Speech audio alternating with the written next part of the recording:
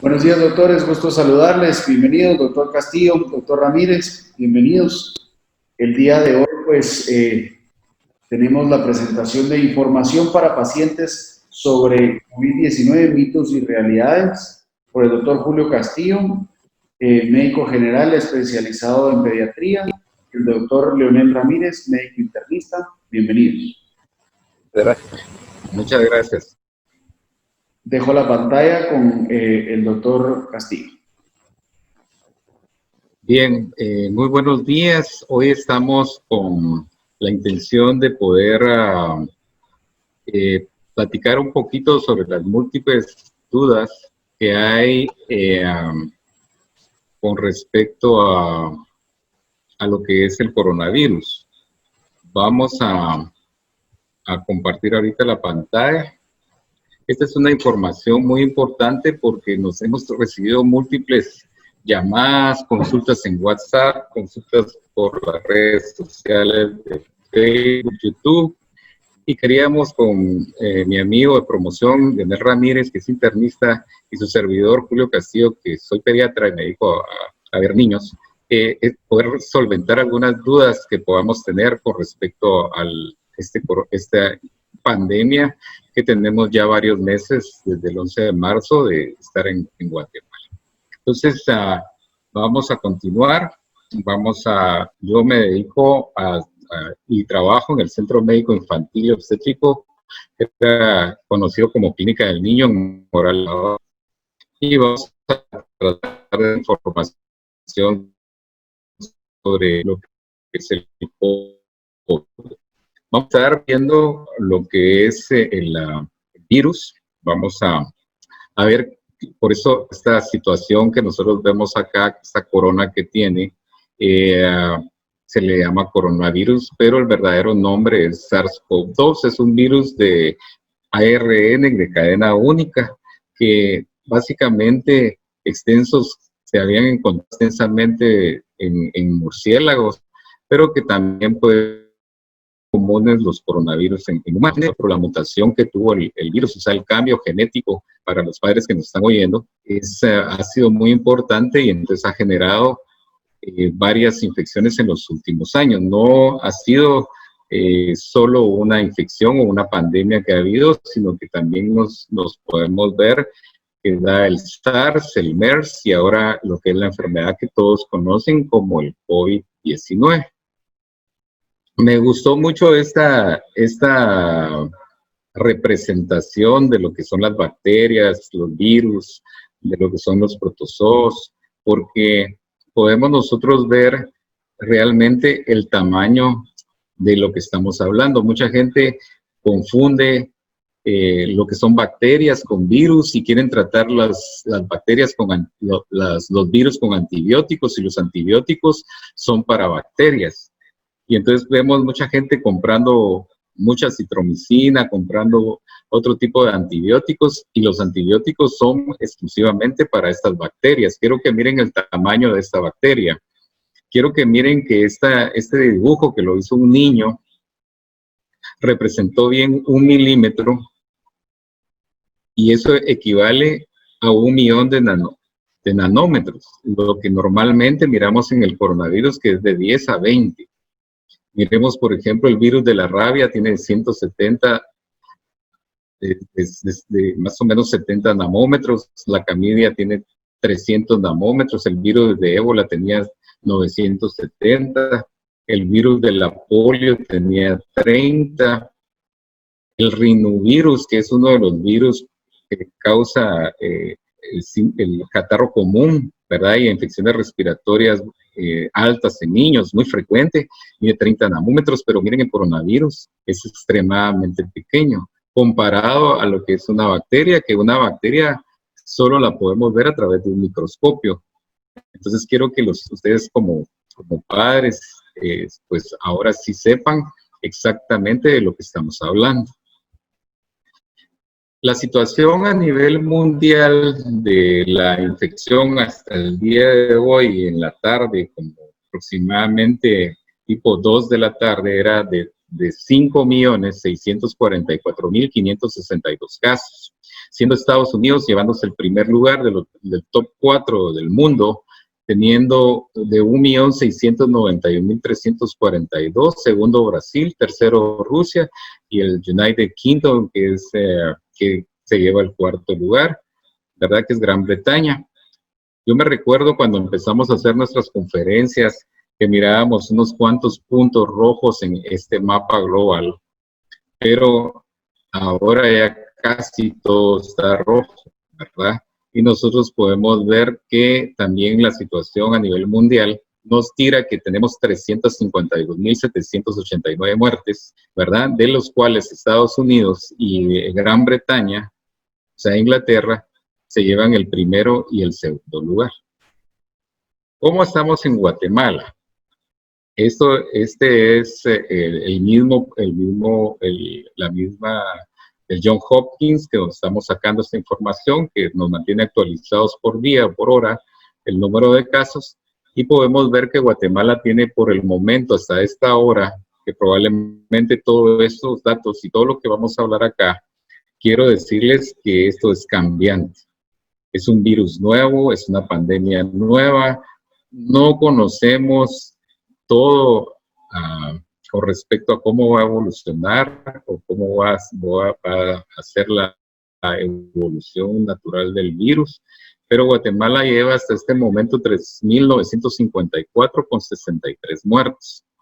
Y vemos que en los últimos días ha habido una escalada del número de casos. Nosotros, con atención médica, estamos con mucha expectativa o preparándonos para recibir, me imagino, pacientes asintomáticos o sintomáticos que vayan a tener el componente del COVID-19 o SARS-CoV-2. Y eso nosotros tenemos que tomar como referencia, y quiero pedir perdón o disculpas a nuestros pacientes, porque nosotros como médicos la única forma de la cual nosotros nos podamos defender de contaminarnos con este virus es tomando como referencia que cualquier paciente que llega a nuestra clínica va a ser positivo. Y entonces tenemos que tratar a todos, tengan o no tengan la enfermedad, como si la tuvieran. Y entonces es ahí donde queremos nosotros hoy, esta noche, junto con el doctor Ramírez, poder expresar algunas ideas y algunos pensamientos que nos van a ayudar tanto a pacientes como a médicos para mantenernos libres de esta enfermedad o no tener que contraer esta enfermedad. Y por lo tanto, si nos da una enfermedad grave, como ha sido en Estados Unidos o en algunos otros países, tener que, en un momento dado, tener que estar en cuarentena o bien, pues lo más grave, de fallecer, ¿verdad? Eso nadie queremos, ni para ustedes ni para nosotros. Quiero hablar un poco de las rutas de transmisión del virus. La principal vía es de persona a persona a través de gotas de saliva.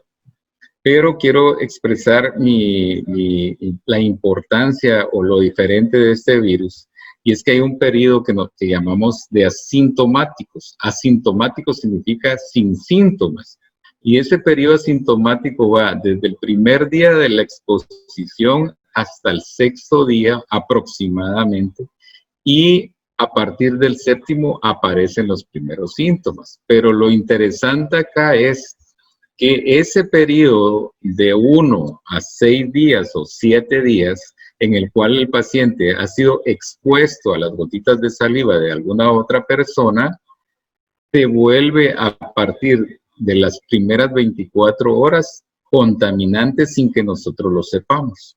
Entonces, por eso es que pedimos el distanciamiento social, por eso es que estamos pidiendo el uso de mascarillas, como vamos a ver más adelante. ¿Qué son los aerosoles? Muchos de mis pacientes me preguntan eso del aerosol. Y los aerosoles son los como se producen en las nebulizaciones. Y ese tipo de vapor que se produce en sala de operaciones, que se producen en los instrumentos de algunos de lo que usan los odontólogos, que se produce en las mismas nebulizaciones, esos son los aerosoles que contienen partículas del virus que nos pueden contaminar. Hay también un estudio que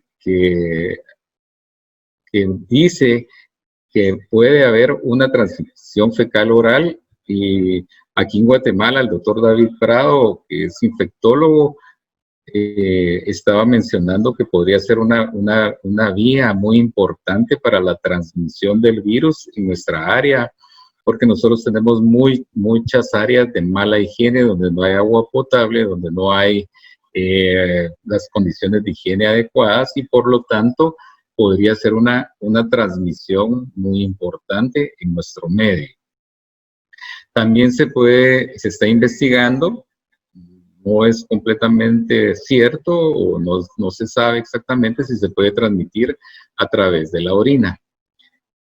Sí se sabe, y es muy importante, y vamos a ver los tiempos que se puede transmitir el virus a través de superficies o fómites, ¿verdad? Que están en contacto con estas mismas gotas o con estos mismos aerosoles que estuvieron en contacto con las personas que a través del habla, a través de un estornudo, a través de depositar la superficie de boca, las puede tocar, y por lo tanto al tocarlas, llevarse las manos a la boca o llevarse las manos a los ojos o comer algo y podrían ser transmitidos. Miremos acá. Es importante entonces que vamos a ver el tipo de material. Miramos que el plástico puede durar hasta 5 días. Y como vuelvo a insistir, puede ser que ustedes en las redes sociales les hayan pasado múltiples información sobre cuánto dura. Yo esto lo tomé de un documento que nos envió la Asociación Pediátrica de Guatemala. Entonces, revisado por múltiples infectólogos de Guatemala con alto prestigio, y por lo tanto yo considero que prefiero mejor transmitirle la información que tengo de un ente acreditado en Guatemala y no buscar otras fuentes. En el papel también de 4 a 5 días, aluminio de 2 a 8 horas. Quiero hacer énfasis en los guantes quirúrgicos. ¿Por qué en los guantes quirúrgicos? Porque hay mucha controversia de si usar o no usamos los guantes quirúrgicos. Yo, en mi particular punto de vista, no quiero que se generalice, pero en mi particular punto de vista hemos decidido no usar guantes por esta situación. Preferimos nosotros lavarnos las manos con cada paciente y preferimos aplicarnos después del lavado de manos un gel con alcohol, que sentimos que es más seguro.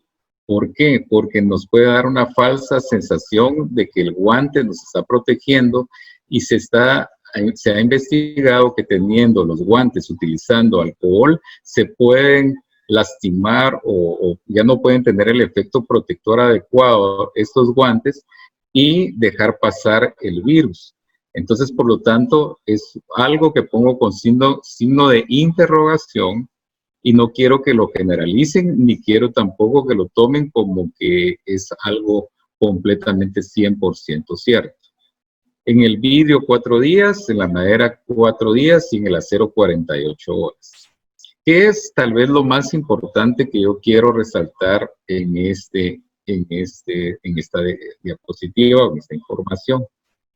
Es que si nosotros sabemos, por ejemplo, que puede permanecer 5 a 7 días, es que tomemos nosotros nuestras precauciones, que a donde vayamos, y cualquier, por ejemplo, el supermercado, por ejemplo, las tiendas, por ejemplo, salimos al consultorio del médico.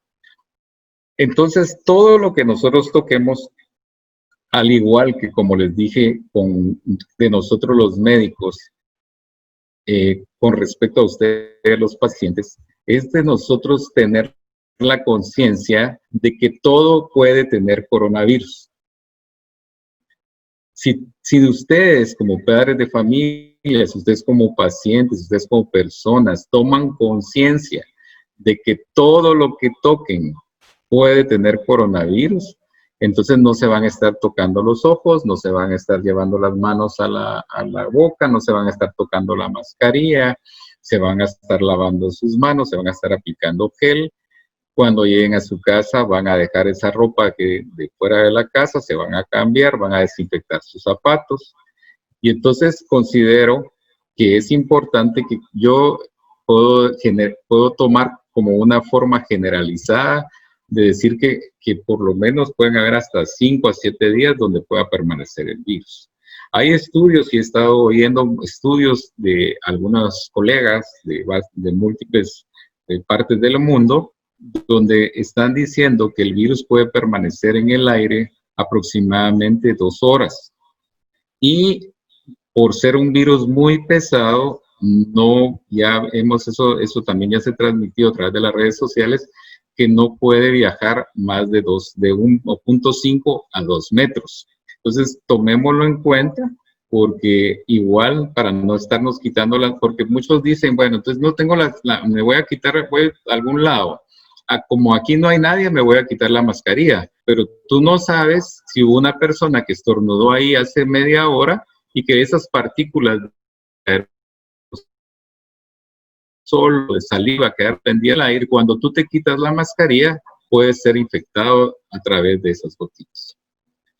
Miremos qué otras características importantes tiene el virus. Tiene una tasa de ataque del 30-40%, tiene una tasa RO de 2 a 4. Esta RO o esta tasa de 2 a 4 significa que es la posibilidad del virus de transmitir a otras personas. O sea, que quiere decir que cada persona que está expuesta al virus y resulta infectada puede tener un RO del 2 al 4. Este dato lo tomé también de la Asociación Pediátrica de Guatemala, pero aparentemente ese RO ha subido a 5 a 10 personas aproximadamente, dependiendo del país. La tasa de fatalidad no es muy alta, del 1 al 3.4%, y el periodo de incubación que les hablaba, que va de 13 a 14 días, pero quiero recalcar, y vamos a verlo más adelante, que esto puede variar. Y también quiero hacer énfasis en lo que es la excreción viral, que eso significa el tiempo de que el virus va a salir de la persona contaminada, o sea, por el tiempo que la persona va a poder transmitir la enfermedad a otra persona, y estamos hablando que tiene una media aproximada de 20 días. Aquí está la UNICEF con todo lo que tiene el coronavirus de padres, hijos, y todo lo que queremos es promover la salud de ustedes como padres. Y principalmente mi interés de esta noche es que sus hijos no sean contaminados. Esos preciosos bebés que son muy importantes en su vida y que son muy importantes para el futuro de esta nación, queremos que crezcan en un ambiente adecuado, que toda su genética, todo su potencial genético vaya a ser potencializado y que puedan llegar realmente al potencial que cada uno de ellos trae en sus genes, ¿verdad? Vuelvo a insistirles que el tiempo reportado de incubación es de 3 a 12 días.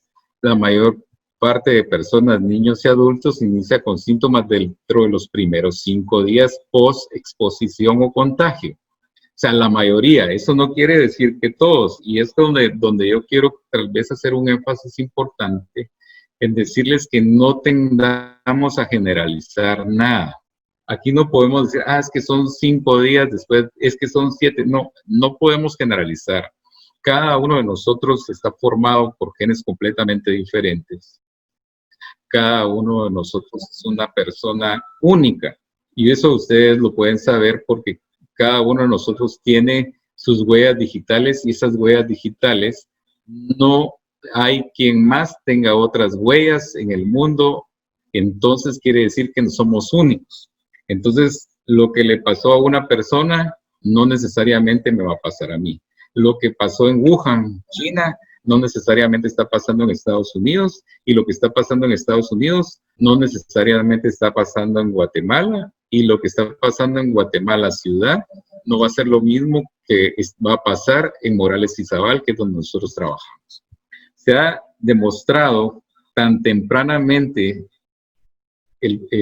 como 24 horas y tan tardíamente como 21 días del periodo de incubación, que es el periodo donde el virus entra en el cuerpo y empieza a incubarse. Eso quiero que lo miren como cuando uno pone, como una gallina pone un huevo. Dice la gallina está incubando sus huevos, está poniendo, está dándoles calor. Entonces el virus entra en el cuerpo, empieza a replicarse en las células del cuerpo y entonces es un periodo de incubación. Ese va desde 24 hasta 21 días. Y la excreción viral va hasta 20 días, pero como les vuelvo a repetir, son datos que pueden cambiar. ¿Cómo es la enfermedad en la infancia? Vamos a ver las características de la enfermedad en la infancia, sus niños pediátricos. Estamos hablando de niños hasta de 12 años, pero en Estados Unidos a veces los tiran a un poquito más grandes, hasta a veces hasta la edad de los 18 años. Realmente la enfermedad es menos frecuente y quiero ponerle un signo de interrogación. Dice que es del 1 al 5% del total de casos. También dice, y lo voy a volver a poner acá y mencionar con un signo de terror al 10%, ¿verdad? Es menos grave, ¿verdad?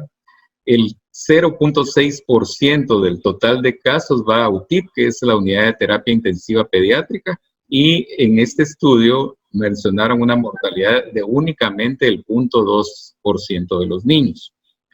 Su historia natural, siempre su periodo de incubación y sintomático, ¿verdad? Que vamos a ver posteriormente qué significa esto. Pero vamos a ver algunos patrones clínicos en los niños. La mayoría de los niños, solo la mitad tienen fiebre y o tos. O sea, puede ser que tu niño se contaminó, tuvo una exposición al virus en el día 0, en el día 1, en el día 7, lo único que podría obtener tal vez un malestar general, un poquito de fiebre, y ya no le va a dar nada más, ¿verdad? Puede ser que le dé un poco de tos, puede ser que le dé un poco de dolor abdominal, ¿verdad? Como dice acá, síntomas inespecíficos, un cuadro pseudogripal o gripal, o sea, como una gripe común, ¿verdad? Infecciones leves de las vías respiratorias bajas, una leve bronquitis o bronquiolitis, infecciones, y ya vamos avanzando a infecciones graves de las vías respiratorias bajas, que ya podría ser una neumonía, un síndrome de estrés respiratorio agudo, cuando ya entran con dificultad respiratoria, que no pueden respirar, una sepsis, o sea, una infección generalizada en toda la sangre, y pueden tener un shock séptico, que eso ya significa que se les baja la presión arterial y ya necesitan cuidados intensivos, ¿verdad? Y quiero hacer énfasis en esto que dice acá, otras manifestaciones pendientes de definir. ¿Por qué? Porque es un virus nuevo y cada día van a aparecer nuevas situaciones. ¿Por qué el COVID-19 es más leve en la infancia? Hay varias teorías. Y en cuanto a la teoría que se tiene, es que hay un receptor. El virus tiene, ¿vieron esas coronitas? Ahí tiene unas pequeñas partes, ¿verdad? No vale la pena mencionarlas, pero eso es como una llave que se va a unir a este receptor de angiotensina 2, que ese receptor de angiotensina está en muchas partes del cuerpo, pero principalmente a nivel alveolar, a nivel renal, a nivel de vasos sanguíneos.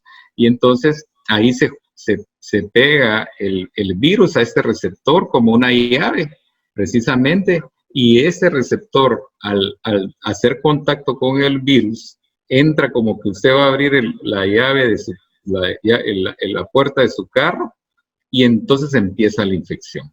Ese receptor es menos frecuente en la infancia. Estas son las teorías por las cuales tal vez no estamos viendo nuestra población pediátrica con tanta infección. También el daño endotelial está casi ausente, o sea, el daño que está dado en los vasos sanguíneos, de todo eso que ustedes oyen que se dan en adultos, está básicamente ausente en la infancia, porque tienen menos factores de riesgo que puedan ocasionarlos como en adultos. ¿Qué factores de riesgo? Como hipertensión arterial, como ser diabéticos, ¿verdad? Por la edad. O sea, hay varias cosas que son importantes, pero también es importante que su hijo tiene la inmunidad innata. está muy bien entrenada en la infancia, porque normalmente los niños los estamos vacunando desde el mes de vida, o incluso cuando nacen, que ponemos la hepatitis B en las primeras 24 horas. Están sujetos a múltiples infecciones virales y entonces, por lo tanto, es como un boxeador. Si un boxeador se mantiene en entrenamiento y tiene peleas constantes, pues cuando se le pone otra pelea más fuerte, está entrenado para pelear. Entonces el cuerpo de los niños, a través de estas inmunidades, esta inmunidad, el niño tiene en su cuerpo más fácil de poder defenderse contra las infecciones. Pero quiero mencionar esto, que no será un mecanismo único y de momento no es conocido. ¿Por qué los niños, gracias a Dios, no se están infectando? Pues aquí hay varias hipótesis, pero podríamos tener múltiples hipótesis o múltiples sugerencias en el futuro. ¿Por qué menciono esto? Quiero mencionar que todo iba bien, que los niños no se infectaban, que los niños no se morían, que los niños no tenían ningún riesgo. Hasta que hace unas semanas, tal vez, yo he perdido mucho el tiempo en la cabeza, y puedo decirles de 2 o 3 semanas que aparecieron un síndrome parecido a Kawasaki. Mucha gente lo estuvo diciendo, me estuvieron mandando múltiples fotos de que habían muerto niños por Kawasaki en la ciudad de Nueva York. Y entonces les voy a decir esta situación de que Kawasaki es una enfermedad que se descubrió en el año de 1961 por el doctor Kawasaki, ¿verdad? Él dio los criterios de qué es una enfermedad de Kawasaki, publicó sus 50 pacientes en el año 1974, y siempre se había dicho o se había mencionado que el Kawasaki no era provocado por un virus. Pero la sorpresa principal que nos llevamos es que ahora muchos pacientitos de niños, principalmente entre las edades de 8 años hacia arriba, que tuvieron coronavirus asintomático o levemente sintomático, sin mayores síntomas, al tiempo, al mes, a los 30 días, empezaron a desarrollar una enfermedad muy parecida a Kawasaki. ¿Qué fue esa enfermedad? Y es tal vez que yo quiero enfatizar un poco eso, que el niño probablemente tuvo contacto con algún paciente que tuvo coronavirus o fue positivo, y al niño no le pasó absolutamente nada más que una fiebre. Probablemente si estuvo en un lugar donde se le podía haber hecho diagnóstico, se le hizo un hisopado, salió positivo, pero permaneció en su casa. Pero a los días empiezan con unas fiebres de 39 que duran más de 3 días y no baja con nada, presentan inyección conjuntival. Esta es una conjuntivitis que la característica en Kawasaki es que no llega la parte roja hacia la parte del iris. Es un eritema, o sea, una lesión, es una erupción roja en la piel, que es polimorfa de múltiples formas. La quelitis y quelocitis, los labios se mantienen rojos, secos y agrietados. Muy característico la lengua fresa, que esta es en la etapa temprana, todos estos síntomas.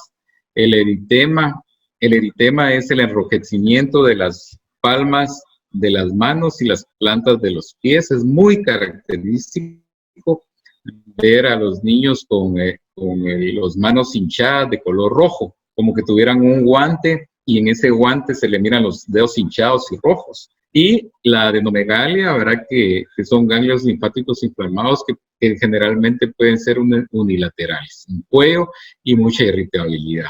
Aquí miramos la segunda etapa, que normalmente ya son tardías, ¿verdad? Y que miramos descamación de las manos y de los pies, ¿verdad? Completamente se descama la punta de los dedos en forma de láminas grandes, puede dar dolor articular, diarrea, vómitos y dolor abdominal. ¿Por qué llamo la atención a esto? Porque probablemente muchos de nuestros niños, y como vuelvo a insistirles, probablemente lo que está pasando en Nueva York no va a pasar en Guatemala, y mucho menos tal vez en Morales y Zabal, pero yo quiero que ustedes se lleven una idea, porque ¿cuántos de nosotros no vemos esto? Niños. ¿Cuántos pediatras no vemos esto? ¿Cuántos pediatras no vemos esto? ¿Cuántos pediatras no vemos la lengua fresa? ¿Cuántos no vemos estos eritemas o este eritema polimorfo en otras enfermedades? Pero no porque su niño tenga eso quiere decir que va a tener COVID. Estamos hablando de la conjunción de todos estos síntomas apareciendo día tras día. Entonces usted va a tener la idea de que no va a ser algo que lo va a llevar a que en la farmacia le den un jarabito o que le den algo para la alergia, o como me llaman los papás, mire doctor, fíjese, tengo un niño que tiene alergia, y yo cada vez por los contactos que recibo San Juan de Dios tuve básicamente la oportunidad de ver en mis turnos de guardia 3 pacientes con Kawasaki cuando yo ni siquiera sabía que era esa enfermedad. Y ahora en mi práctica privada aquí en Morales he diagnosticado 2 casos de Kawasaki. Pero ¿qué es lo importante? Que si nosotros agarramos esta enfermedad que no se sabe que si es un Kawasaki, un síndrome parecido a Kawasaki o shock por Kawasaki, o el síndrome inflamatorio multisistémico, que es lo que se le está llamando ahora, pero si aparece esto, inmediatamente no vaya a la farmacia, consulte. Y entonces por eso es que es importante, porque el niño va a pasar probablemente desapercibido de tener COVID, de tener síntomas de coronavirus, pero si le aparece un síndrome de estos y usted lo va a dejar a largo plazo, entonces ahí va a estar el problema. ¿Por qué? Porque gracias a Dios sabemos cómo tratar Kawasaki. Y aunque no es un Kawasaki en sí lo que da el coronavirus, sí se puede determinar con los tratamientos que se han usado para Kawasaki, se han ayudado a muchos de estos niños, y según una referencia de expertos en Kawasaki en Estados Unidos, especialmente en la clínica de San Diego en Estados Unidos, ninguno de los pacientes que tuvieron ellos por Kawasaki, eran 30 pacientes, ninguno falleció gracias a los tratamientos de Kawasaki, aunque realmente piensan que no es Kawasaki. ¿Por qué es importante esto? Porque probablemente nosotros vamos a ver lo siguiente en pediatría y probablemente vamos a tener algunos criterios de ingreso en pediatría. La edad que sea menos de un mes y descartar otras causas, tiene que ingresarse, sobre todo si su madre sale positiva para COVID-19 o si algún familiar cercano, o como ha pasado múltiples veces que vienen de inmigrantes a nuestras áreas, que son muy frecuentes que vengan acá, no hacen la cuarentena correcta y van a visitar recién nacidos, ¿verdad? Los menores de 1 año, de acuerdo al criterio que tengan de la gravedad. Grupos de riesgo individualizado, muy importante, pacientes que son diabéticos, niños pequeños, ¿verdad?, que son diabéticos, pacientes que tienen cardiopatías, pacientes que están con diálisis, pacientes que tienen tratamientos de leucemia. Todos estos pacientes muy individualizados, pero son sujetos de hospitalización, que empiecen y uno le pueda medir la saturación de oxígeno, que sea menor de 92. Y el importante, que es algo muy importante, valorar este tipo de neumonías de tipo bilateral en forma de vidrio despulido, que tengan también en la sangre la disminución de linfocitos, que le llamamos linfopenia, y que tengan apneas, rechazo al alimento y un mal estado general, ¿verdad? Menos del 2% de los pacientes que son pediátricos van a UTIP, pero como les digo, estos datos pueden variar. Quiero ser muy enfático en cómo nosotros estamos organizando la consulta, porque es importante que ustedes sepan, porque nosotros ahora estamos, como les decía al principio, tratando de atender a todos ustedes para que ninguno de ustedes tenga riesgo de infección. Y entonces la única forma es, como les mencionaba, pensar que todos ustedes tienen coronavirus cuando lleguen a la clínica. Y entonces hemos hecho algunas cosas, ponemos un triage, ¿verdad? Un triage para ir preguntando, mire, usted tiene algún contacto con algún paciente, mire, usted viene de alguna región donde había un paciente que que vino de los Estados Unidos, o alguna persona, un migrante, tiene tos, tiene fiebre, se le toma la temperatura. Tenemos 2 salas de espera independiente y nos estamos dividiendo en pacientes en 2 grupos para cuando aparezca algún paciente con coronavirus y uno que está en descanso para poder seguir atendiendo sin tener que estar en cuarentena el otro grupo. La otra cosa y muy importante es el equipo de protección individual, que en otros lugares le mencionan como EPP o equipo de protección personal en cada maniobra, ya sea de bajo o alto riesgo. Nosotros ahorita en el área de Morales estamos en bajo riesgo, pero ya nos van a empezar a llegar a nuestras consultas pacientes con coronavirus, definitivamente, porque eso en todo Guatemala está pasando. Entonces, ¿qué tenemos que hacer en las consultas? Evitar que se generen aerosoles y principalmente la investigación de los pacientes y la observación de los pacientes. Nosotros tenemos este es nuestro trabajador, esta es nuestra clínica, separamos las sillas 2 metros, pusimos a esta persona que es yo le llamo el fumigador, que tiene en una área amonio, en un recipiente amonio cuaternario diluido específico para poderlo usar y que no le cause ninguna alergia a las personas que se lo echan, y carga en la otra mano el alcohol en gel. Cada persona que entra a esta clínica, o sea, entra a nuestra área de trabajo, se le hace el triage de preguntas de qué es lo que tiene en manos y todo lo que tiene. Se le aplica amonio cuaternario y se le desinfectan las manos a la entrada y a la salida con alcohol gel. Yo no me confío y pienso que pueden estar acá tocando algunas cosas y cuando entran a mi clínica, que es esta, les vuelvo a echar alcohol en gel. Y cuando salen de mi clínica, nuevamente le vuelvo a echar. Aquí está la consulta de hoy en la mañana. Miramos acá a la niña con un acompañante. Esta señora tenía su hijo por esta área y este señor tenía su hijo acá. ¿Qué hace la gente? La mayoría de personas se enojan y una persona nos dijo, miren, si yo hubiera sabido que hubieran estado con tantas babosadas aquí en la clínica, no hubiera venido. Y entonces yo la llamé, le expliqué, la volví a rociar, le volví a echar gel en alcohol, porque a mí normalmente no me dicen nada, pero a mi secretaria le pegan una gran maltratada. Y otra cosa, como están separados, como vienen acá, juntan ellos las sillas y nosotros no lo permitimos. Entonces mucha gente se molesta. Y yo queríamos hacer esta presentación para que ustedes tomen conciencia de lo que estamos viviendo. Si nosotros no nos responsabilizamos por la distancia social, el lavado de manos, el uso de mascarilla, entonces vamos a pasar mucho tiempo en cuarentena y probablemente con medidas mucho más estrictas de las que llevamos actualmente.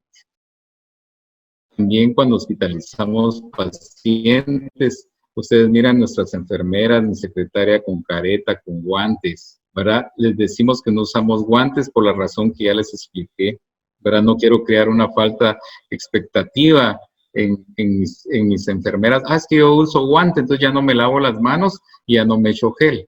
Y echar gel en los guantes, pues hay algunos estudios que dicen que los echan a perder y entonces por eso hemos decidido lavarnos las manos y estarnos aplicando gel constantemente. Tenemos pacientes que hemos estado hospitalizando con todas las medidas correspondientes. También hemos estado atendiendo a nuestra obstetra con nuestro anestesiólogo, la doctora Jimena Rosas, y hemos estado atendiendo. Ellos se mandaron a traer unas caretas especiales a Canadá y con filtros especiales y, o sea, completamente diferentes a las que nosotros tenemos acceso.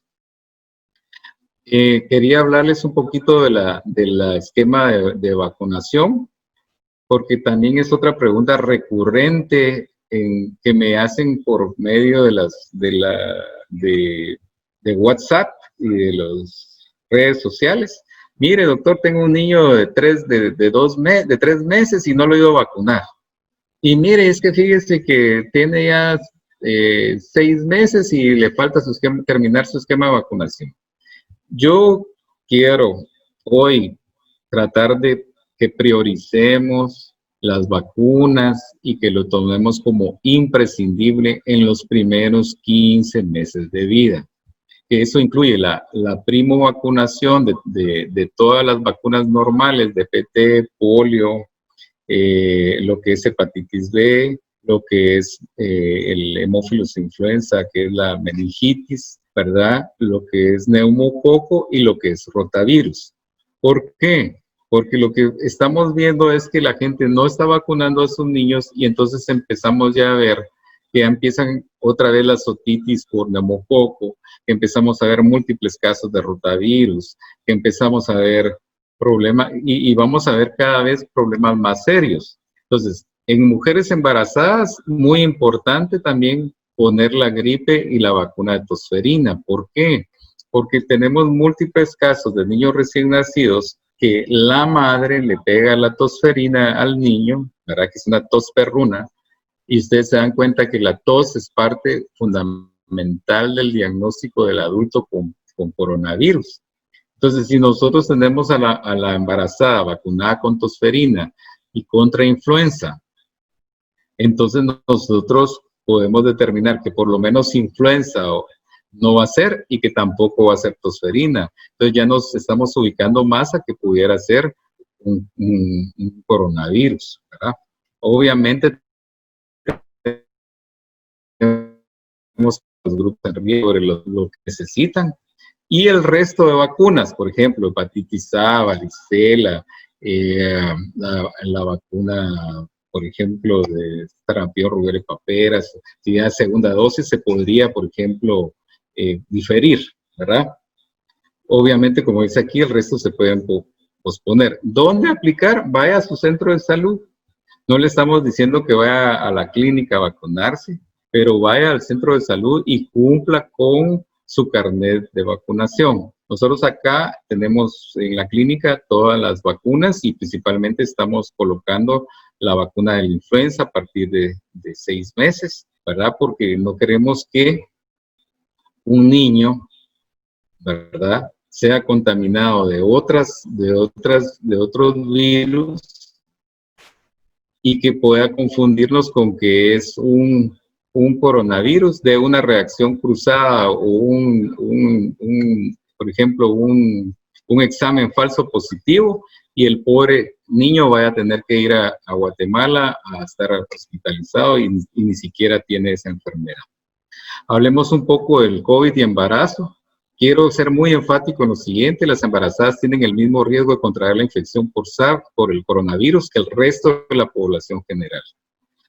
El embarazo se considera actualmente una situación de riesgo para COVID-19, por lo que se recomienda, y muy importante esto, el aislamiento preventivo durante todo el estado de cuarentena que tenemos y también que se le dé baja laboral. Si usted está embarazada, hágaselo saber a su jefe y le tiene que dar baja laboral. Y ante síntomas respiratorios o fiebres que le indican un test diagnóstico, es muy importante que tiene que hacerse sus pruebas. No, eso quiero también ponerle un signo de interrogación grande, que este virus se transmite, que este virus no se ha demostrado que se transmite al feto, aunque hay un estudio en Wuhan que demostró la transmisión de madre al feto, pero parece que no está muy bien redactado el estudio y entonces, como les digo, vamos a tener que esperar las publicaciones de la transmisión de madre e hijo. No es un virus como el Zika, que produce malformaciones fetales como microcefalia, ¿verdad? Que sabemos que sí es transmitido, aunque sí han habido reportes de la transmisión del virus a través de relaciones sexuales, ¿verdad? Durante esta semana de aislamiento se está tratando de reducir al máximo el número de visitas a centros sanitarios, o sea, trate de no ir, por ejemplo, si tiene sus controles y seguimiento, trate de que sean espaciados, tratar de utilizar otros medios con sus doctores obstetras, ¿verdad?, de telemedicina, para poder darle seguimiento a sus consultas y ver cómo su bebé va creciendo. ¿Verdad? Nosotros seguimos atendiendo ahí estos bebés, ¿verdad? Siguen naciendo, son los bebés COVID-19, ¿verdad? Y ahí estamos molestando a las mamás que no les van a poner ningún nombre extraño de COVID ni nada por el estilo. Eso es aquí en nuestro centro médico infantil y también aquí hemos estado atendiendo donde el centro ginecobstétrico de la doctora Ana Ruth y el doctor Medardo López Mayedo, ¿verdad? Como estamos acá con todos, con mascarillas, ustedes se dan cuenta, estamos usando aquí la mascarilla N95, aquí tengo la mascarilla N95 más otra encima. Y ¿cómo se podría transmitir el COVID-19 en recién nacidos? A través de una transmisión vertical antes, durante y tras el parto por lactancia materna, pero hay escasa evidencia, como les decía, y la transmisión horizontal por gotas o por contacto a través de un familiar infectado. Por lo tanto, tanto la mamá y como el bebé, y mucha gente también se enoja de no poder llegar a ver a los recién nacidos como estábamos acostumbrados. Nacía el niño y ya estaba toda la familia esperándolo y tomándole fotos. Todo eso ahora no lo podemos hacer y no es correcto hacerlo. ¿Es posible continuar con la lactancia materna? Sí. Madre, es asintomática o con síntomas leves, la mayoría de las sociedades científicas y la Organización Mundial de la Salud la aceptan con la precaución de medidas de prevención de gotas y contacto. Madres con mascarilla, lavado de aureola del pezón con agua y jabón, ¿verdad? Higiene de manos con solución hidroalcohólica, o bien que se extraiga la leche con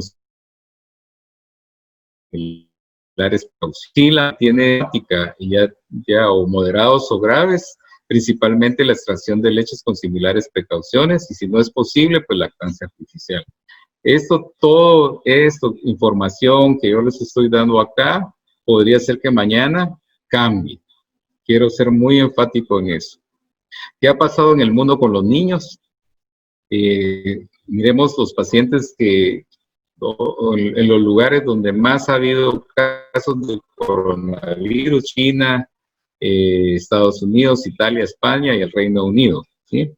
El 56% de los niños presentó fiebre, el 49% presentó tos, el 27% presentó odinofagia, o sea, dificultad para tragar, rinorrea, 11%, o sea, mocos en la nariz, y diarrea. Quiero hacer énfasis que en los adultos se ha mencionado la pérdida del olfato y del sentido del gusto. Y pues aquí en este tipo de publicaciones, pues no se menciona, pero quiero hacer énfasis de algunas cosas, de algunos artículos donde yo he leído de niños que ya dicen, ¿verdad? Mamá, yo no siento sabor a la comida o no le siento olor. Podría ser un síntoma de que súbitamente el niño presenta coronavirus. El 23% de los niños que han tenido coronavirus tenían patologías crónicas, como le repito, diabetes, enfermedades del corazón, leucemias, cánceres, ¿verdad? Las pruebas complementarias que miramos en sangre, la disminución de unos glóbulos blancos que se llaman linfocitos, el 18%, la procalcitonina elevada al 40%, el 48% de los niños tenían los rayos X anormales, y muchos prefieren utilizar tomografías axiales computarizadas para determinar las neumonías, y se determinó que tenían 40% bilateral y solo el 23% unilateral. El pronóstico, que eso tal vez es otra pregunta que muchos papás me hacen. Mire, si mi hijo se contagia de coronavirus, doctor, ¿realmente va a ser grave? Pues les quiero dar la buena noticia, es que hasta el 80% de los niños van a ser casos leves. Ahora, vuelvo a ponerle un signo de interrogación. ¿Por qué? Porque no quiero que cuando ustedes tengan un niño con eso piensen, no, sale un catarro. O no, ustedes tienen que tomar todas las precauciones posibles para que a ustedes en su casa, en su familia, en toda su área de donde ustedes vivan, no va a haber ni un solo caso, ¿verdad? Casos graves llega hasta el 20%, ¿verdad?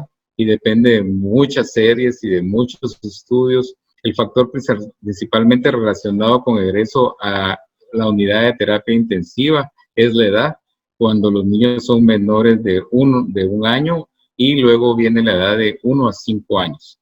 La mortalidad del 0.08% en China versus 4% en adultos, el 0.22% en España versus el 10% de adultos, y en Estados Unidos pues es un poco más alta, ¿verdad? No tengo el dato actual exacto de Estados Unidos, pero es para, más que todo lo presento para que ustedes se den una idea de cómo es eso. Quiero también la otra cosa que me preguntan, mire doctor, ¿será que usted puede hacerme una prueba para ver si el niño tiene coronavirus? Y actualmente en Guatemala, ustedes saben que tenemos estos dos tipos de pruebas. La PCR, ustedes han oído PCR, que significa reacción en cadena de la polimerasa. Hay una ordinaria y una rápida. Y esas son las pruebas que incluso el ICS aquí de Morales y Zaval está realizando. ¿Verdad? Hay unas pruebas de detección de antígeno y unas pruebas de anticuerpos de IgG e IgM. Estas pruebas, ustedes como padres de familia y que han estado con nosotros durante mucho tiempo, están familiarizados a IgG e IgM, que son las IgG e IgM que se elevan con el dengue. Entonces, mire, nosotros le decimos, mire, es que fíjese que tiene dengue IgM positivo, significa que ya tiene la infección aguda. Pero cuando ya se eleva la IgG, posteriormente significa que ya el niño salió de Estas mismas pruebas también tienen IgG e IgM para el detección de coronavirus. Pero les voy a presentar este cuadro maravilloso que encontré en una conferencia y que se lo robé al doctor que la puso, ¿verdad? Y quiero que miren, el día de exposición, miren. Este es el día de exposición. De casos asintomáticos, quiere decir que no tenía síntomas, de síntomas leves, graves y críticos. Y aquí arriba miramos la detección del ARN o RNA del virus de coronavirus, y miramos que desde las primeras 24 horas, la PCR puede ser positiva. Entonces avancemos acá, y nosotros quiero que miremos acá que el virus probablemente no es transmisible en las primeras 24 horas, ¿verdad? Aquí dice no transmisible, lo verde. Entonces no es transmisible en las primeras 24 horas, pero después de las 24 horas es poco transmisible, pero ya empieza el día, sería del día -5, -4, -3, ya empieza muy transmisible a partir del día -3. A partir de 72 horas tu virus ya se pone muy transmisible, y siempre a través de estas pruebas de PCR puede ser detectado a través de un hisopado nasal, ¿verdad? ¿Qué es el 1S? Es el 1S, que es el día entre el día de la exposición y el primer día, que es, por ejemplo, el día 0, con 7 días anteriores, y de ahí empiezan a contar los demás días, es el inicio de síntomas. Cuando ya un paciente inicia con tos seca, inicia con fiebre, dificultad respiratoria, pierde el olfato, pierde el gusto, entonces esta persona se vuelve muy transmisible. Pero si ustedes se dan cuenta, no hay ninguna prueba de IgM e IgG que la pueda detectar.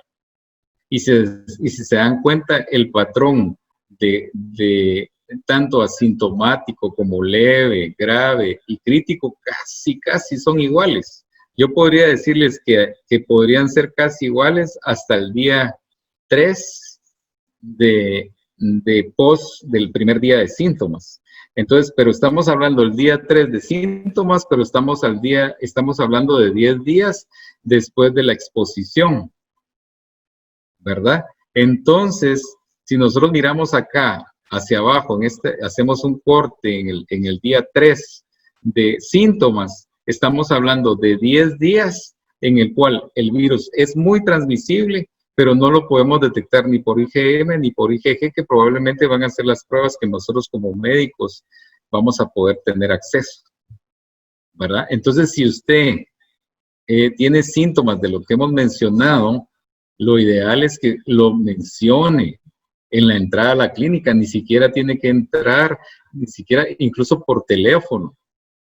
Si usted tiene un vecino, tiene un familiar, tiene un amigo de trabajo en el cual presentó los síntomas de coronavirus, entonces sería conveniente que se lo informara al médico por teléfono y referir, si usted tiene derecho al IX, por ejemplo, al IX de aquí de Morales, a que le hagan su hisopado, sin necesidad que tenga que ir a contaminar las clínicas en las cuales nosotros estamos trabajando.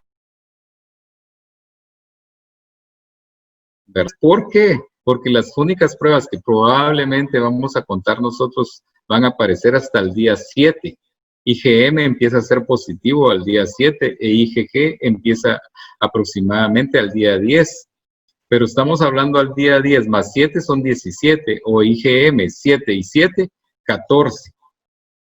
Entonces, quiero hacer énfasis en eso porque aquí estamos viendo nosotros, por eso es que el corte de las autoridades dice 14 días, porque tenemos 7 desde el día de la exposición más 7 de síntomas, entonces estamos diciendo, que esté 15 días en aislamiento, y si no le dio ningún síntoma y no le sale ninguna prueba positiva, pues está negativo. Miremos las interpretaciones. Tenemos una PCR negativa, IgM negativa, IgG negativo, negativo. Tenemos una PCR positiva y IgG negativa temprana de la infección. Si tenemos una PCR positiva, pero ya le aparece IgM positiva, estamos hablando de una fase aguda. Entonces, si recordamos, estamos hablando de 7 y 7, estamos hablando de la fase aguda de 14 días. Si aparecen las 3 positivas, estamos hablando de la fase aguda, pero un poco más evolucionada, porque acuérdense que la IgG aparece hasta el día 10, ¿verdad? Y así nos vamos hasta la enfermedad en evolución, PCR confirmación, porque está negativa, pero tenemos IgG e IgM positivo. Por ejemplo, me llamó una paciente que vino de España,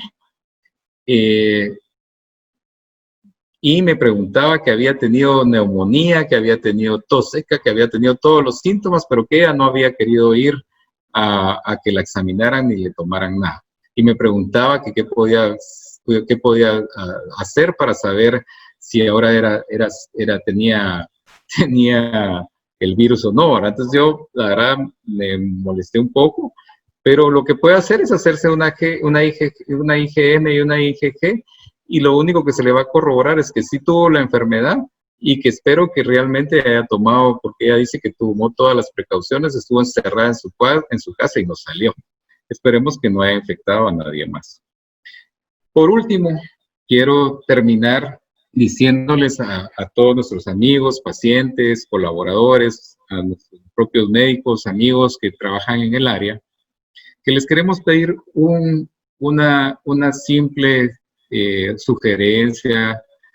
Saben que durante 25 años hemos atendido de noche, de día, fines de semana, no importando el tiempo y no importando la situación. Quiero que abran sus corazones y yo quiero abrir mi corazón hacia ustedes y decirles que realmente para nosotros como médicos es muy duro enfrentarnos a esta pandemia. Tenemos los mismos miedos que ustedes tienen. Cada vez que nos levantamos y vamos a nuestras clínicas, vamos con el miedo de que podamos tener ese tipo de virus, adquirirlo, traerlo a nuestras esposas, a nuestros hijos y ser la fuente de contaminación hacia uno de nuestros familiares. Y Dios no lo quiera que a través de nosotros alguno de nuestros familiares vaya a fallecer. Esta foto es de una obstetra en España, cuyos vecinos le pusieron rata contagiosa. Y eso es, yo sé que el pueblo de Morales, el pueblo de Izabal, el pueblo de Guatemala estamos con mucha ansiedad, con mucho temor, y podemos desbordar ese temor hacia la discriminación de lo que es el gremio médico, y sobre todo una estigmatización de pensar que nosotros tenemos el virus y solo con tocarlos y verlos los vamos a contaminar. Créame que está muy lejos de la realidad lo que les estoy hablando, y quiero pedirles que cuando haya una red social que comparta algo sobre algún médico, que no la difundamos, que no seamos parte de esa estigmatización del médico, porque nosotros estamos haciendo todo lo que dicen los protocolos para desinfectar nuestras clínicas. Le llaman sanitización. Entonces miran que, por ejemplo, Pricemar en Guatemala, PAIS, tuvieron colaboradores que fueron infectados y tuvieron que desinfectar sus áreas y seguir trabajando. No queremos nosotros que algún familiar nuestro vaya a recibir algún tipo de daño, o a nosotros mismos en situaciones como estas. Les voy a compartir hoy, llegó eso a mi clínica que a mí me llenó mucho de amor y me llenó mucho mi corazón, ¿verdad? Una paciente, que es Elke Portillo, y sus hijos me mandaron este regalo, ¿verdad? Y nosotros, yo no sabía qué era, pero viene muy al caso con esta presentación. Lo que venía adentro es miel. Y ustedes saben que la miel es dulce, y estos días nosotros no necesitamos hiel. Nosotros ya que no nos podemos abrazar, no nos podemos besar, no nos podemos dar la mano, pero tal vez un detalle, tal vez un mensaje en WhatsApp de adelante, doctor, estamos con usted, podemos seguir adelante. Hacernos la diferencia.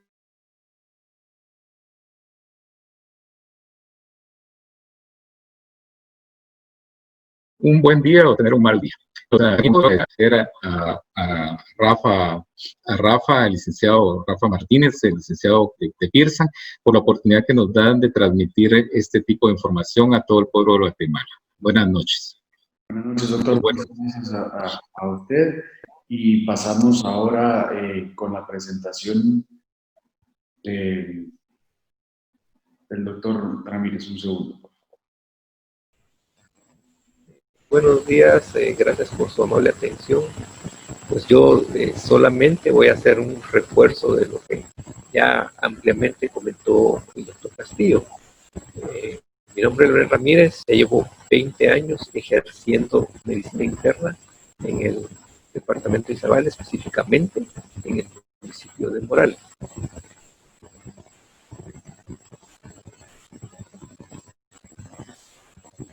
Vamos a hacer un recordatorio de qué es el COVID-19. Pues es una enfermedad principalmente respiratoria, que es nueva y que se identificó en China a final del 2019. Fue pues, a través de estudios con microscopía electrónica que pudieron determinar el origen, y este fue atribuido a un nuevo coronavirus que causa una enfermedad básicamente con síntomas respiratorios que pueden ir de un grado muy leve o asintomático a un grado muy grave que puede llevarnos a la muerte. No es específico de humanos, ya que también algunos animales pueden desarrollar sintomatología del COVID. Se cree que es por murciélagos que pues el virus mutó y logró saltar hacia el humano, pero eso aún realmente está en investigación. ¿Cómo se transmite esta enfermedad?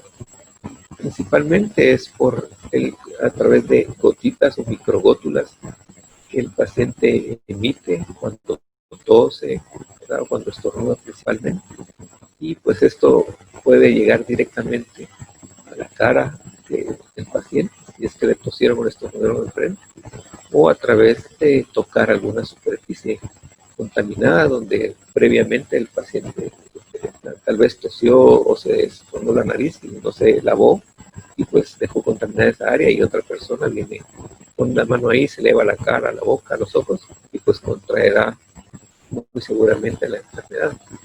Y es por eso que se hace tanto énfasis en lo que es el aseo de manos, ¿verdad? El lavado adecuado de manos y evitarse tocarse la cara, porque son situaciones que seguro llevan a una infección si uno tiene cuidado. El periodo de incubación ya lo había mencionado Julio, ¿verdad?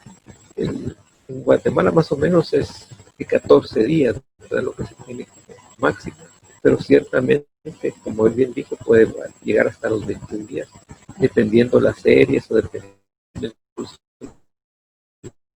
los países. Por lo que entre más frío sea el país es más rápido.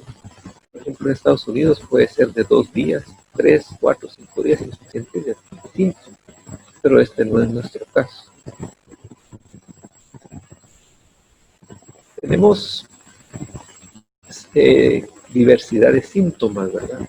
Al inicio se describieron como los síntomas clásicos, aunque ahora pues ya hay una gran variedad de sintomatología, pero no debemos detenernos, siempre debemos estar pendientes de lo inicial, como lo podría ser la fiebre, una fiebre febrícula o fiebre alta, con tos seca, dolor de garganta y cansancio.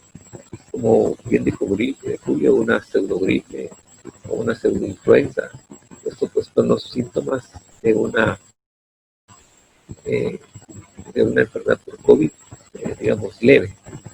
Luego pueden aparecer en el transcurso de esta misma enfermedad síntomas de mayor gravedad, como lo sería la dificultad respiratoria, o como el paciente lo puede referir, falta de aire o presión torácica, y esto pues nos haría pensar en una neumonía, ¿verdad? Que sería una causa de ingreso del paciente. Conforme la pandemia ha ido avanzando, se han podido determinar otros síntomas que se consideran atípicos, es decir, que no es lo clásico. No es lo clásico. Dentro de la población joven, además de la fiebre, se ha reportado la falta del sentido del gusto y del olfato. Entonces, si tenemos fiebre y iniciamos con esto, es una probabilidad muy grande de tener el coronavirus. También se ha empezado a ver pacientes con fiebre, diarrea, dolores articulares o musculares como únicos síntomas, sin nada respiratorio, y estos son pacientes que pues son muy seguramente van a tener positivo el coronavirus. Además, pues en pacientes mayores se ha podido ver la aparición de las erupciones cutáneas por rash. Esto se cree que puede ser por vasculitis. La vasculitis no es nada más que una inflamación de pequeñas arterias que están en los tejidos superficiales. Y pues esto puede causar dolorcitos tal vez menores, pero que no es algo, digamos, normal, ¿verdad? Entonces hay que consultar por algún tipo de vía telefónica para poder tener la idea de qué puede estar pasando y recomendar, ¿verdad? Como Julio mencionó, actualmente la recomendación sospechante el coronavirus por alguno de estos síntomas que hemos mencionado, es que mejor se ponga en contacto con nosotros vía telefónica para que se le pueda asesorar, ¿verdad? Porque la idea no es ir a contaminar clínicas, ¿verdad? Eso conlleva muchas situaciones complicadas para nosotros como médicos, para el personal e inclusive para los edificios. Entonces, hay medios para que podamos ayudarlos de diferentes maneras. Recalcando cómo es la transmisión. Tener un contacto cercano con una persona infectada es lo más fácil para contraer la enfermedad. Sea el paciente asintomático o sea el paciente con síntomas leves, moderados o graves incluso. Si estas personas pues tosen o estornudan, y no tenemos protecciones, yo tampoco, pues el riesgo va a ser mayor aún. Entonces, por lo tanto, es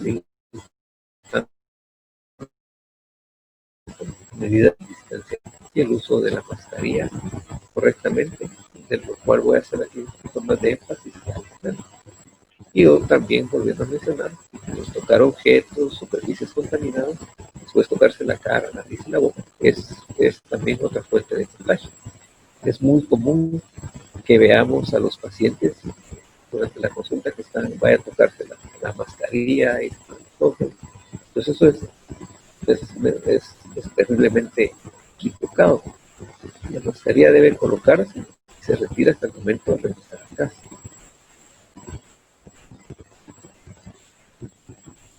¿Quiénes tienen el mayor riesgo para contraer el COVID?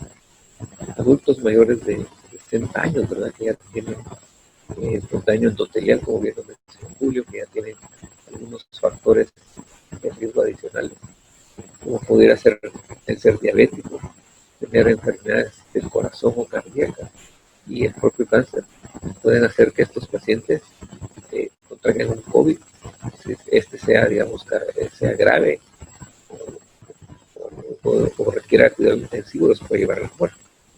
Otro grupo de pacientes que se está viendo afectados son los pacientes con insuficiencia renal crónica o enfermedad renal crónica terminal que se encuentran en diálisis. Recordemos que estos pacientes tienden a tener su sistema inmunológico bastante deprimido, entonces son muy susceptibles a tener infecciones recurrentes. Entonces es un grupo que se está viendo afectado. También los pacientes con enfermedades pulmonares crónicas. No debemos olvidar que en nuestro país un gran número de señoras, mujeres del campo sobre todo, aún cocinan con leña y lo han hecho durante toda su vida. Ya esto, después de unos 20, 30 años de hacerlo, genera cicatrices en los pulmones y esos son ya factores de riesgo a la hora de contraer COVID-19. Es muy importante poner esos factores para ver o considerar qué paciente o cómo debo abordarlo a la hora de trasladarlo para que tenga el mejor beneficio.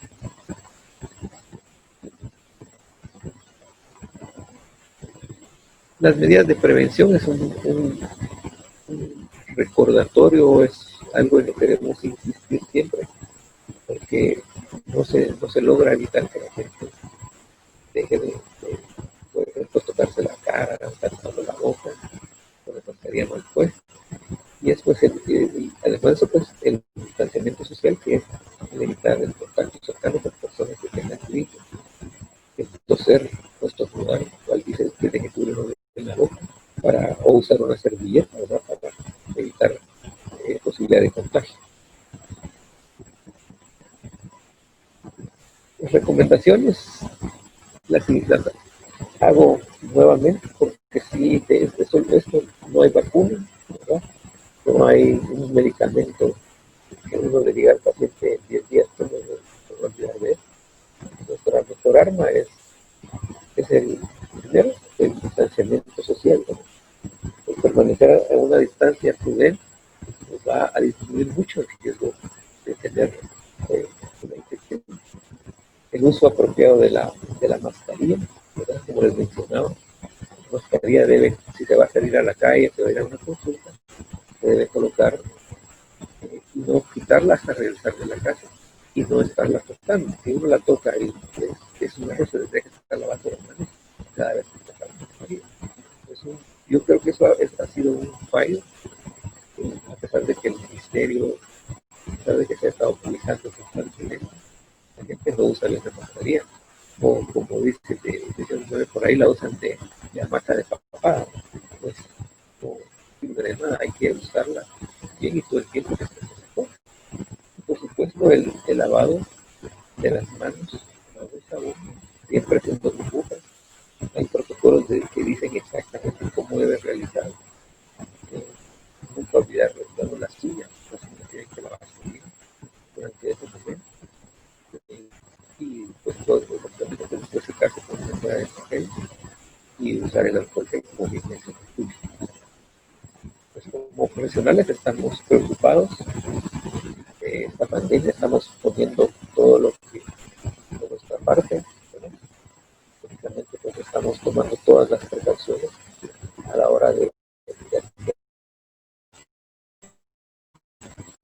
no malas gestiones, no usar el equipo adecuado es una forma de suicidio. Entonces, nuestra obligación es garantizarle a nuestros pacientes que si van a llegar a la clínica no van a tener riesgo de contagio. Y pues, ¿cómo hacemos esto? Pues en primer lugar, distanciando nuestras salas de espera. Como pueden ver en esta foto, tenemos 2 metros, como bien dice el estudio.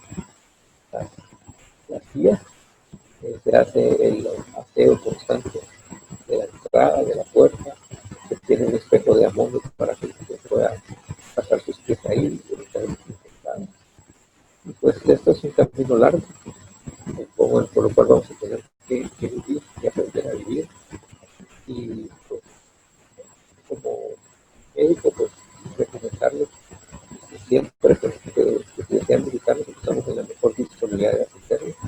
Pero si tienen alguna sospecha de COVID, ustedes nos pueden llamar, hacerlo saber, nosotros podemos atenderlos en un área separada de la normal para que pueda hacer su atención rápida y poder decidir qué hacer con ustedes.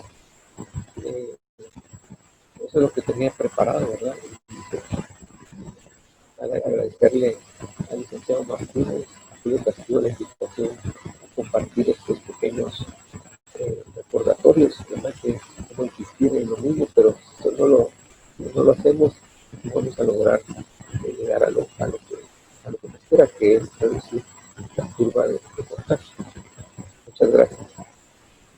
A usted, doctor, muchas gracias y gracias pues por la presentación. Tenemos unas preguntas de algunas personas que nos han escrito. Si me permiten, ahora estaremos viéndolas. Una de las preguntas que ya ustedes mencionaron es: si un doctor atiende un caso sospechoso confirmado, ¿debe de hacer cuarentena? ¿Puedo contestar?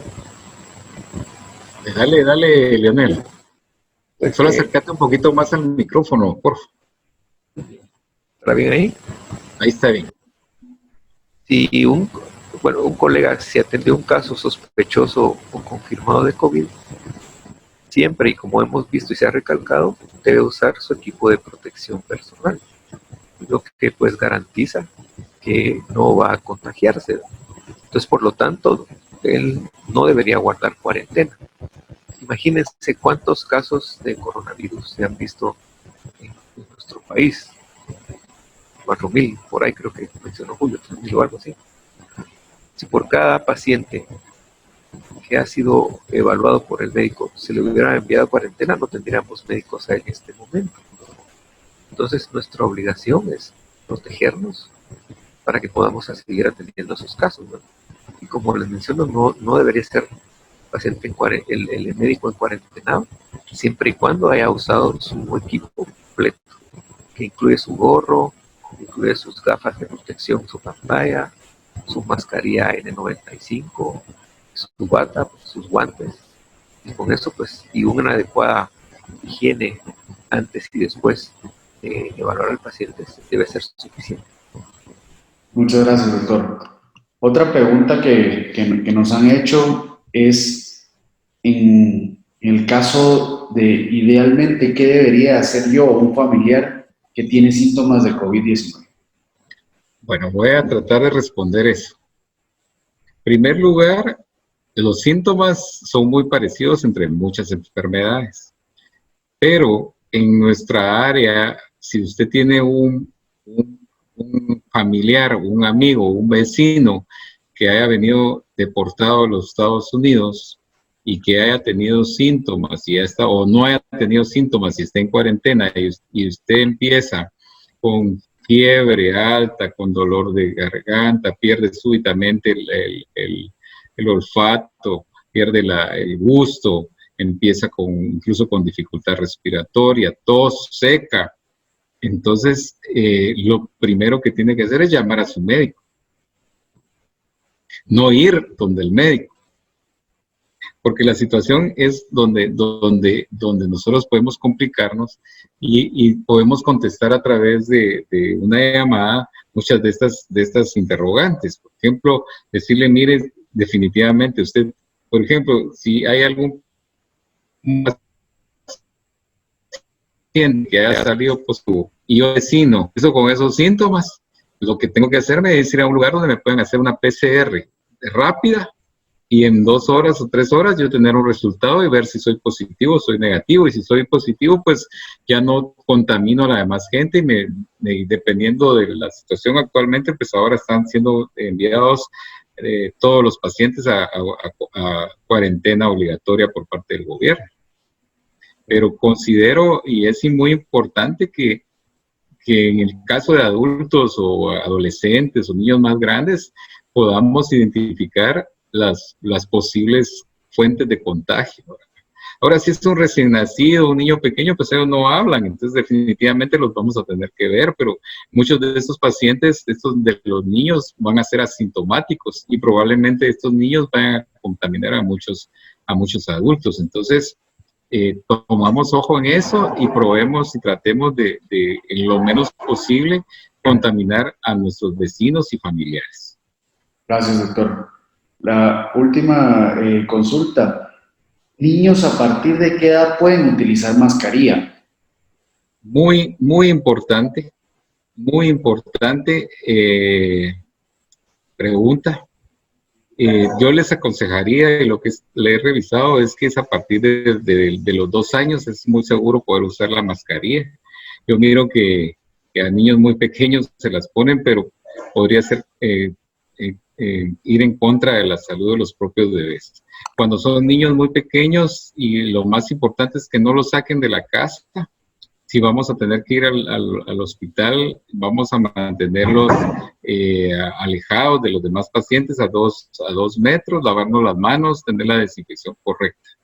Pero incluso si ustedes se dan cuenta, no existen mascarillas para niños. Correcto.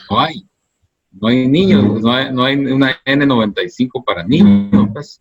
Entonces yo miro que las mamás le ponen mascarillas quirúrgicas adaptadas, he visto un montón de mascarillas, porque esa es otra cosa que tal vez no hablamos, la importancia de las mascarillas y el uso correcto de la utilización de las mascarillas.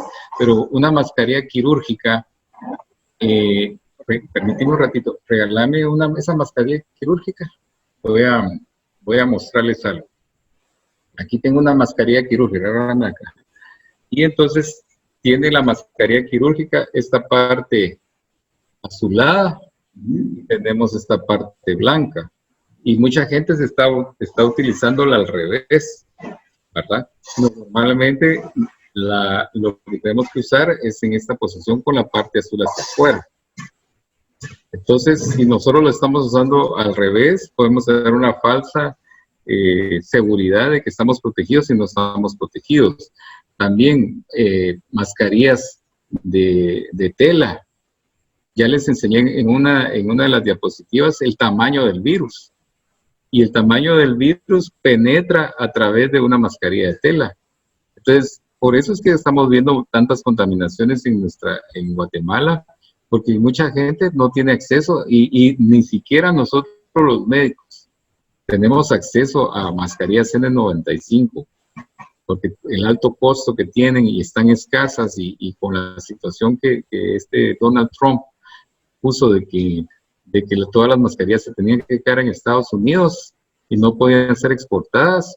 Entonces estamos viendo que hay un déficit de protección. ¿Y qué estamos haciendo? No estamos haciendo nada. No estamos haciendo absolutamente nada. ¿Por qué? Porque la gente sale con su mascarilla de tela y ahí están, ese es el resultado que estamos viendo ahora, múltiples casos de contaminación por coronavirus y que se ha incrementado hasta casi a 4,000 casos. Correcto. Muchas gracias, doctor. Pues por el momento esas son las preguntas que nos han realizado. Agradecerles a ambos las presentaciones y la información que es tan valiosa en estos momentos para todos, porque realmente lograr tener directrices claras de qué hacer, cómo proceder es algo muy importante, sobre todo el tema de los mitos y las realidades que ustedes ambos tocaron sobre el COVID-19. Muchas gracias a ti, Rafael Martínez, por la oportunidad que nos das y a tu empresa.